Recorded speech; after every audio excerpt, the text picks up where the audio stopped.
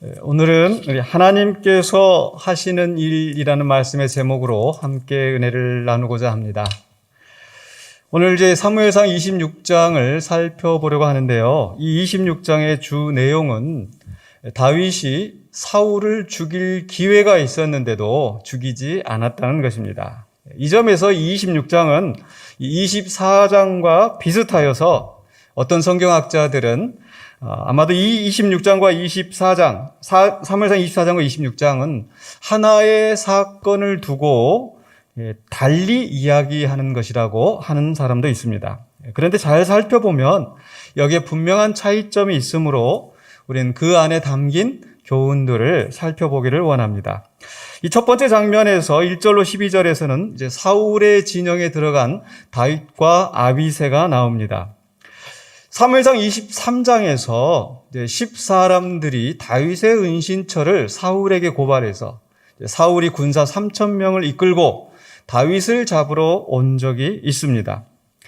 그때는 블레셋이 이스라엘에 쳐들어오므로 사울은 블레셋을 막기 위해 다윗 쫓기를 포기하고 돌아간 적이 있습니다. 26장에 와서도 거의 유사하게 10사람이 사울에게 찾아와 다윗의 은신처를 고발했고, 이에 또 사울이 3,000명의 군사를 끌고 다윗이 숨어 있다는 10광야로 왔습니다.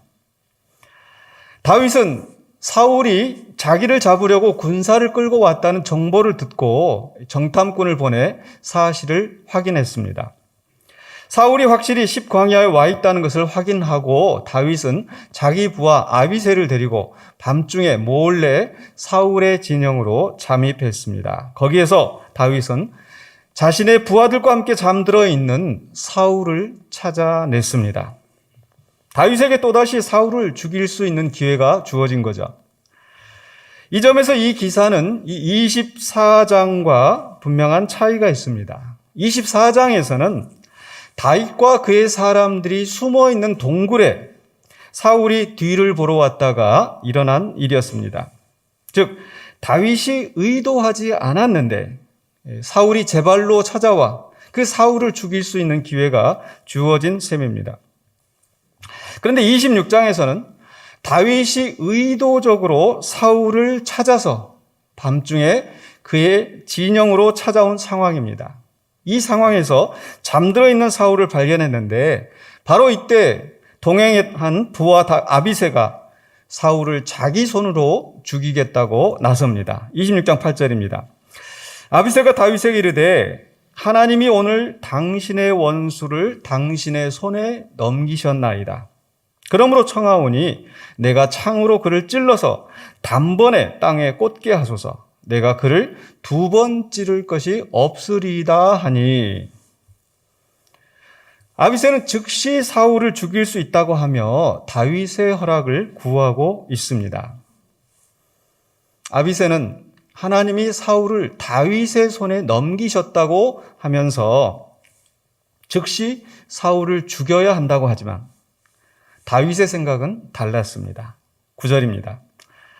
다윗이 아비새에게 이르되 죽이지 말라. 누구든지 손을 들어 여호와의 기름 부음 받은 자를 치면 죄가 없겠느냐 하고, 계속해서 10절에 다윗이 또 이르되 여호와께서 살아계심을 두고 맹세하노니 여호와께서 그를 치시리니 혹은 죽을 날이 이르거나 또는 전장에 나가서 망하리라.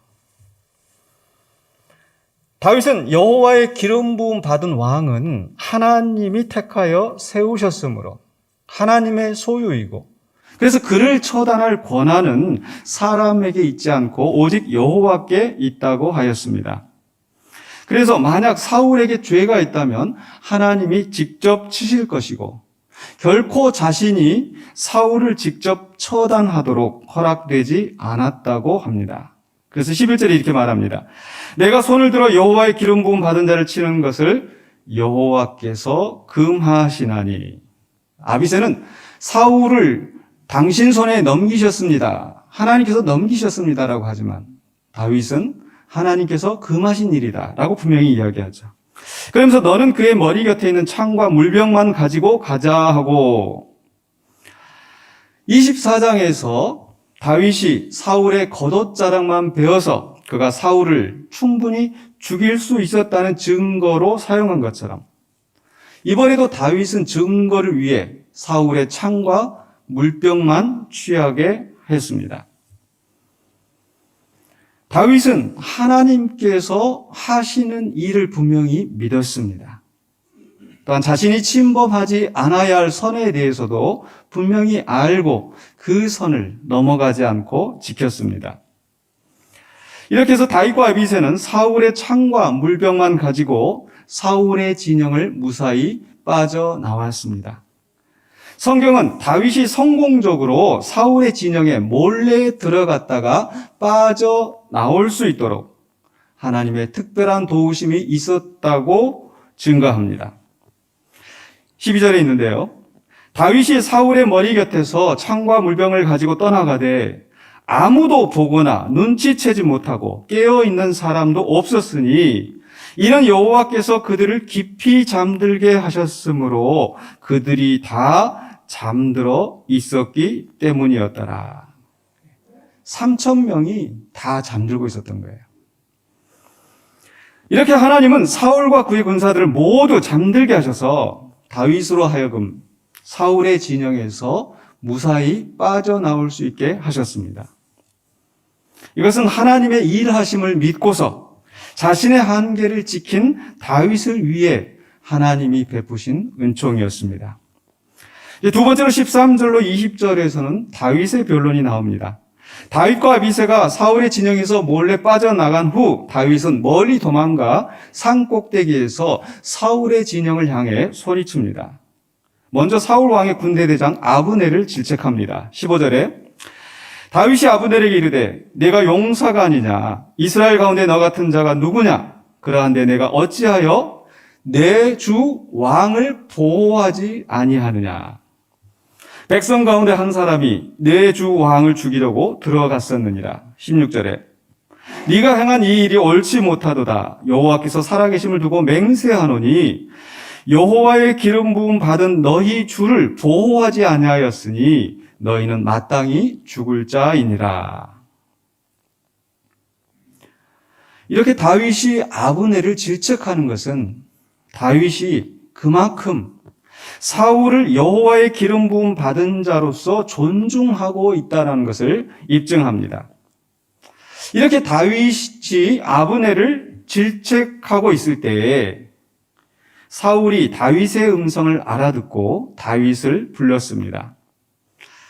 이에 다윗은 사울에게 자신을 쫓고 있는 것이 부당하며 자신은 사울에 대하여 어떤 악한 의도도 없다는 것을 항변했습니다. 그러면서 사울이 다윗을 쫓게 된 이유가 어디 있는가를 따졌습니다. 19절 상반부에 원하건대 내 주 왕은 이제 종의 말을 들으소서 만일 왕을 충동시켜 나를 해하려 하는 이가 여호와시면 여호와께서는 제물을 받으시기를 원하나이다마는 즉 사울이 다윗을 죽이려고 쫓아다니는 것이 만약 하나님으로부터 말미암은 것이라면 기꺼이 받아들이겠다는 거죠. 내가 하나님 앞에 여호와의 제물을 드리고 용서를 구하겠습니다라고 하는 고백도 들어있는 거고요. 여기서 다윗은 다시 한번 하나님이 하시는 일에 대한 순종의 의지를 드러나 보입니다. 그러나 반대로 만약 사람들이 사울을 충동해서 자기를 쫓고 있는 것이라면 바로 그 사람들이 저주를 받아 마땅하다고 합니다. 19절 하반부에 만일 사람들이면 그들이 여호와 앞에 저주를 받으리니 이는 그들이 이르기를 너는 가서 다른 신들을 섬기라 하고 오늘 나를 쫓아내어 여호와의 기업에 참여하지 못하게 함이니이다. 다윗은 이스라엘에서 쫓겨나는 것은 곧 다른 신을 섬기라고 하는 말과 같다고 합니다. 그래서 사울을 충동해서 무고하게 자신을 몰아내려 하는 사람들은 하나님의 저주를 받아 마땅하다고 합니다. 그러면서 다윗은 사울에게 더 이상 자신을 쫓지 말도록 간청합니다. 20절입니다. 그런즉 청하건대 여호와 앞에서 먼 이곳에서 이제 나의 피가 땅에 흐르지 말게 하옵소서. 이는 산에서 메추라기를 사냥하는 자와 같이 이스라엘 왕이 한 벼룩을 수색하러 나오셨음이니이다. 다윗의 이 말은 그가 사울의 추적을 받아 얼마나 고통을 당하고 있는지, 또 다윗이 사울 앞에서 얼마나 자신을 낮추고 있는지를 잘 보여주고 있습니다. 이제 세 번째 장면은 21절로 25절에서 자신의 실책을 인정하고 다윗을 축복하는 사울이 나옵니다. 사울은 다윗의 변론을 듣고 자신이 잘못했다는 것을 인정합니다. 21절입니다. 사울이 이르되 내가 범죄하였도다. 내 아들 다윗아 돌아오라. 네가 오늘 내 생명을 귀하게 여겼은즉 내가 다시는 너를 해하려 하지 아니하리라. 내가 어리석은 일을 하였으니 대단히 잘못되었도다 하는지라. 사울이 얼마만큼 진실한 마음으로 이런 말을 하는지, 또 다윗을 해치지 않겠다는 그의 약속은 정말 믿을만한지 의심스럽지만, 적어도 이 말을 통해 사울도 다윗이 무죄하다라는 것을 분명히 알고 있다는 것이 다시 입증되었습니다. 결국 사울이 다윗을 쫓은 것은 하나님께로부터 말미암은 것도 아니고 또 사람의 충동으로 된 것도 아니며 오직 그 자신의 죄와 어리석음에서 비롯된 것입니다. 이런 점에서 사울의 행동은 바로 앞에 25장에서 다윗을 대적한 나발의 미련하고 불량스러운 행동과 다를 바가 없습니다. 사울의 말 다음에 다윗은 다시 하나님의 일하심, 곧 하나님의 심판에 대해 사울에게 이야기합니다. 23절에 여호와께서 사람에게 그의 공의와 신실을 따라 갚으시리니 이는 여호와께서 오늘 왕을 내 손에 넘기셨으되 나는 손을 들어 여호와의 기름 부음을 받은 자 치기를 원하지 아니하였음이니이다. 24절에 오늘 왕의 생명을 내가 중히 여긴 것 같이 내 생명을 여호와께서 중히 여기셔서 모든 환난에서 나를 구하여 내시기를 바라나이다 하니라. 사울은 다윗에게 다시는 해치지 않을 것이라고 하면서 다윗에게 돌아오라고 했지만 다윗은 사울의 말을 듣는 대신에 공의로 심판하시는 하나님을 믿었습니다. 즉 다윗이 여러 시편에서 고백하듯이 어떤 여건 속에서도 하나님이 친히 그가 피할 반석과 요새가 되어주신다는 그 믿음을 선언하는 것입니다.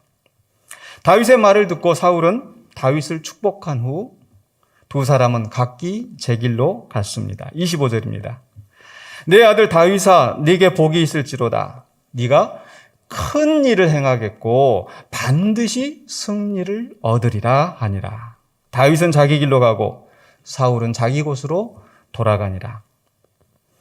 역시 다윗을 축복하는 사울의 마음이 얼마나 진심인지는 알 수 없지만 분명히 사울의 말은 다윗의 미래에 대한 예언적인 선언이 되고 있습니다. 24장에서 사울은 다윗이 왕이 될 것과 그의 통치를 통해 이스라엘이 견고하게 될 것을 말했습니다. 마찬가지로 26장에서도 하나님은 사울의 입을 통해 미래의 일을 선포하셨는데요. 그것은 하나님이 다윗으로 큰 일을 이루게 하시고 또 그 원수를 이기게 하신다는 것입니다. 사울은 자기 아집에 사로잡혀 스스로 죄를 짓고 어리석은 일을 했지만 다윗은 하나님이 뜻하시는 큰 일을 이룰 것입니다. 이 큰 일은 1차적으로 다윗의 당대에는 주변의 원수들을 이기고 나라를 든든히 세운 것으로 성취되었고 더 나아가 다윗의 후손으로 오셔서 사망과 죄를 이기시고 우리를 구원하시며 만왕의 왕이 되신 예수 그리스도에게서 완성되었습니다. 이제 말씀을 마무리하려고 합니다. 본문 26장에서도 다윗은 여전히 사울에게 쫓겨다니며 죽음의 위협을 당하고 있습니다. 그런데 그 속에서도 다윗은 하나님이 하시는 일에 대한 기대 가운데 하나님의 뜻을 따라 행하는 길을 선택하였습니다. 공의로 심판하사 악인을 처단하시고 의인을 구원하시는 하나님을 믿었기 때문에 원수 사울이라도 자기 손으로 처단하지 않고 하나님께 맡겼습니다. 이러한 다윗의 행동은 분명히 사울의 행동과 대조됩니다. 사울은 하나님이 다윗을 왕으로 세우실 것을 알면서도 그 뜻을 거스르고 모든 수단을 동원해 다윗을 죽이려고 했습니다. 심지어 사울은 자기 뜻에 어긋난 사람은 여호와의 제사장들이라도 가차없이 처형시키고 몰살시켰습니다. 사울에게는 생명을 아끼는 최소한의 양심도 없었습니다. 오직 자신의 왕의 자리를 지키는데 급급했습니다. 하지만 다윗은 달랐습니다. 물론 그 자신도 바로 앞 25장에서 한순간의 충동으로 나발의 집을 몰살시켜 사울의 죄와 같은 죄에 빠질 뻔했지만 하나님은 아비가일을 통해 다윗을 막으셨고 그는 즉시 돌이켰습니다. 26장에 와서 다윗은 이전처럼 복수심에 끌리지 않고 하나님의 뜻에 순종하는 모습을 보입니다. 다윗은 얼마든지 사울을 죽일 수 있는 상황에서도 그렇게 하지 않은 것은 오직 공의롭게 심판하시는 하나님을 신뢰하고 기다렸기 때문입니다. 그렇다고 다윗이 아무것도 하지 않고 그저 막연하게 기다리는 것은 아닙니다. 사울의 진영에 찾아가서 사울과 담판을 지으려고 한 것으로 보입니다. 그 가운데 사울을 죽일 수 있는 기회가 있었지만 다윗은 자기 손으로 혹은 부하의 손으로 처단하려 하지 않고 하나님의 심판에 맡겼습니다. 그리고 단지 그의 창과 물병만 취하여 사울에게 자신의 무죄를 항변하고 또 하나님의 심판을 경고했습니다. 자신의 할 일을 한 거예요.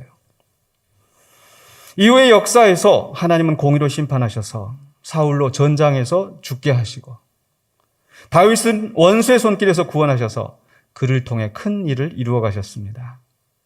사울은 하나님이 하시는 일에 대해 불순종했지만 다윗은 하나님이 하시는 일을 기다리며 오직 그 뜻에 따라 자신의 사명을 묵묵히 감당했기 때문에 일이 이루어졌습니다. 다윗의 하나님은 지금도 여전히 일하십니다. 때로 악을 행하는 자들이 자신의 권세를 이용해 성도들을 핍박하고 그 길을 막으려 하지만 하나님은 여전히 역사하십니다. 그래서 우리는 다윗의 고백과 찬양처럼 내가 사망의 음침한 골짜기를 다닐지라도 해를 두려워하지 않는다고 하나님을 신뢰하며 찬양할 수 있습니다. 바로 살아계신 하나님은 지금도 역사하시기 때문입니다. 그 하나님을 신뢰하고 하나님께서 하시는 일을 기다리며 오직 하나님의 뜻을 따라 큰 일을 이루시고 최후의 승리를 얻으시는 모든 성도들이 되시기를 주님의 이름으로 축원합니다. 기도하겠습니다. 거룩하신 아버지 하나님 은혜를 감사합니다. 다윗의 마음을 붙드시고 다윗의 갈 길을 인도하신 아버지 하나님, 위기 가운데서도 그를 구원하여 내시고 또한 그가 하는 일을 그가 하나님의 뜻을 따라 그 일을 행하려 할 때 지키시고 보호하시는 하나님의 역사를 봅니다. 오늘 우리가 이 다윗처럼 하나님의 뜻을 기다리며 하나님이 하시는 일을 바라보며 나아가는 우리가 되게 하여 주시옵소서. 지금 우리 공동체 앞에 닥쳐있는 여러 가지 일들이 있습니다. 각 가정들마다 개인들마다 여러 가지 상황에 처해 있습니다. 그 속에서 하나님이 하시는 일을 분별하게 하여 주시고 내가 감당해야 할 몫을 감당하게 하여 주시며 내가 멈추어야 할 때 멈추게 하여 주시고 가라 하실 때 움직이는 우리가 되게 하여 주시옵소서. 그래야 주님의 인도하심을 따라 주의 구원을 맛보며 또 주의 승리를 이루어서 주께 영광 돌리는 우리 공동체, 우리 성도들이 되게 하여 주시옵소서. 예수 그리스도 이름으로 기도하옵나이다. 아멘.